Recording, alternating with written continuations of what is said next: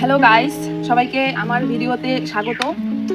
আজকে আমি বলবো যে এখানে দেখো তোমরা দেখতে পাচ্ছ রসুন গাছ হয়েছে, ঠিক আছে।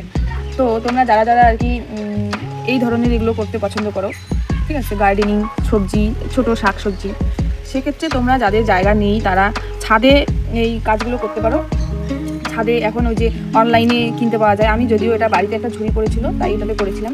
এটা হচ্ছে আমার একটা শখ, যে আমার ভালো লাগে করতে, তাই আমি করেছিলাম। এখানে এই রসুন গাছগুলো যথেষ্ট বড় হয়ে গেছে।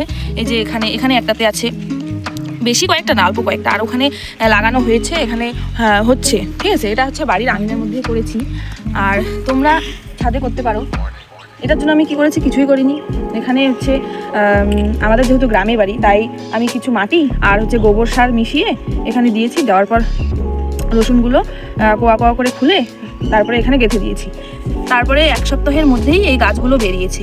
বেরোনোর পর এখন তো যথেষ্ট 1 সপ্তাহ পার হয়ে এখন 15-20 দিন হবে মনে হয়, এক্স্যাক্টলি মনে নেই আমার। তো তোমাদের যাদের যাদের এইসব করার শখ বা ইচ্ছে হয়, তোমরা ওইভাবে করতে পারো।